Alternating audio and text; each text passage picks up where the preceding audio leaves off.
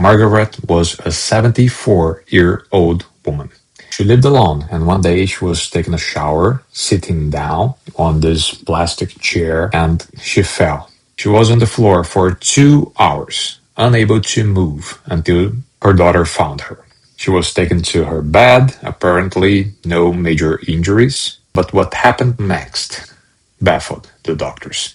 If you enjoy medical mysteries, you are in the right place, so don't forget to hit the like and subscribe buttons. 5 days later, Margaret wasn't feeling herself. She was weak, she couldn't get out of her bed, she had nausea, she was vomiting, but she thought it was just a cold. Because she wouldn't get better and a fever also started, she was rushed to the ER. There, she said to the doctors that she had fallen 5 days earlier, but they didn't pay too much attention to it.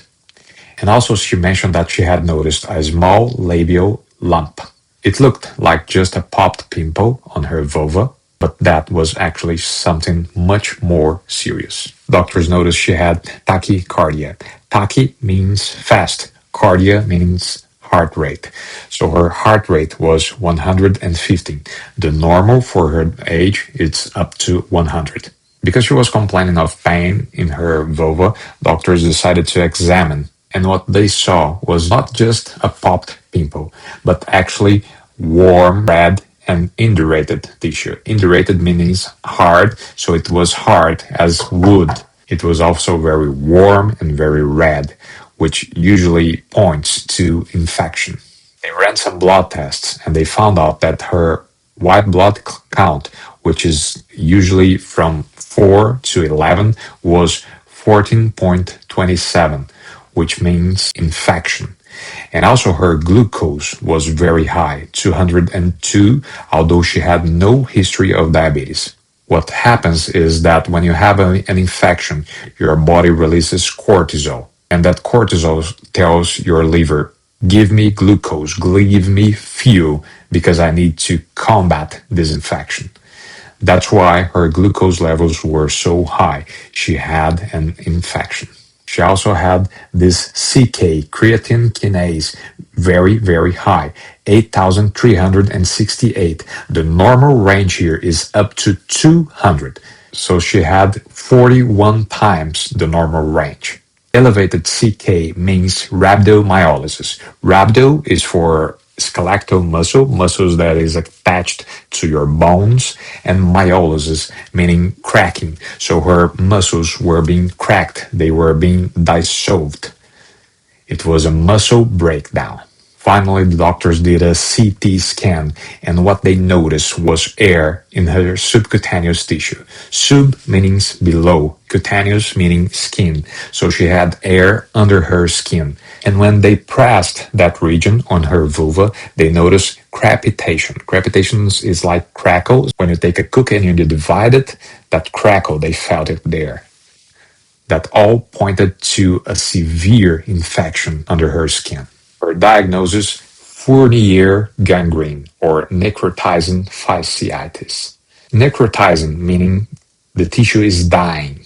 Fascia, it's the fascia, that white tissue that you see over the muscle when you're eating meat. So her muscle was being broken down. Now, Fournier gangrene is something very rare. And it's even more rare in women. That's why the doctors wrote this case report. And if you want to read the full paper, it's down here in the description of this video. And it usually happens 40 times more commonly in men than in women. But Margaret had 3 factors that contributed to her presentation. First, she was obese. Second, she suffered that fall, that injury, and she stayed there in that position, laying down for 2 hours. And third factor, she smoked. Those 3 factors make a perfect storm for infections. And this specific infection, Fournier's gangrene, it is very dangerous. It spreads 2 to 3 centimeters per hour. So doctors have to act fast, because if they don't, the mortality rate is 88%. So only 12% of people who have that survive. So the doctors did. They rushed her to the operating room and they operated on her on that vulvar area. They made an incision and they had to go up to 20 centimeters deep and they had to remove all the necrotizing tissue, all the tissue that was already dead. It was her only chance of survival.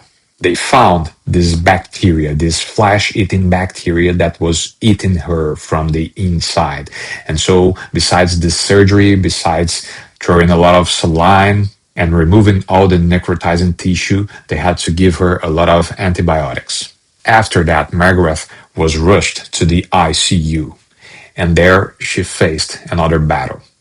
She had AFib and she had another infection. And also her kidney, it was so stressed from the antibiotics, from the infection that they almost gave up. Despite the low odds, Margaret was able to survive and she was discharged and she was able to go back to her life. And she fully recovered. Hope you enjoyed this video and see you at your next appointment.